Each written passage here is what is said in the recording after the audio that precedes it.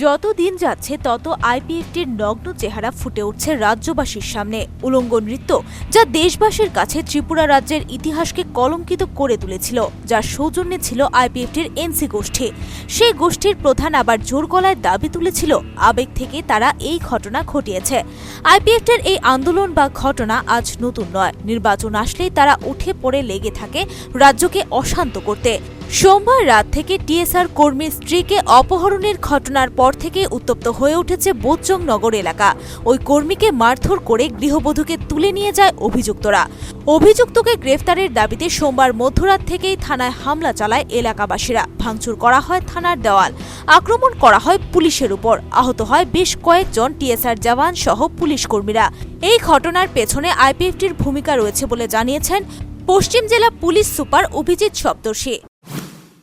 के रात्रि बेला থেকে आसपास जगह থেকে अनेकटा आईपीएफटी सपोर्टर्स এখানে they gathered here আর ওরা মানে অনেক রুমার মঙ্গেরিং করছে through social media, through WhatsApp. আর আশপাশ এরিয়া থেকে অলমোস্ট 300-400 জনকে ভায়োলেন্ট ছেলেকে এখানে ডাকানো হচ্ছে ওদের থেকে আইপিএফটি সাপোর্টার্সরা। 48 ঘন্টা সময় দেওয়া হয়েছে প্রশাসনকে এবং প্রশাসন 48 ঘন্টা সময় চেয়েছে তাদের কাছ থেকে। তারপরেও যদি ওই মহিলাকে উদ্ধার করা না হয় তাহলে পুলিশের সঙ্গে সংঘর্ষে যাবে তারা। একথা বলেন আইপিএফটির নেতা অনিল দেববর্মা। পুলিশ সময় চেয়েছে আমাদের কাছে, আমরাও পুলিশকে সময় দিয়েছি 48 ঘন্টা। 48 ঘন্টা যদি কিছু না হয় তারপরে আমরা পুলিশের সাথে অ্যাকশন হব। কিন্তু অপহরণের ঘটনা সবসময় দুঃখজনক, কিন্তু প্রশাসনকে সময় না দিয়ে যেভাবে তাদের উপর হামলা করা হয়েছে আর এই ঘটনায় পুলিশ সুপার অভিজিৎ সপ্তর্ষি অভিযোগ করেছেন এর পেছনে মদত রয়েছে আইপিএফটির।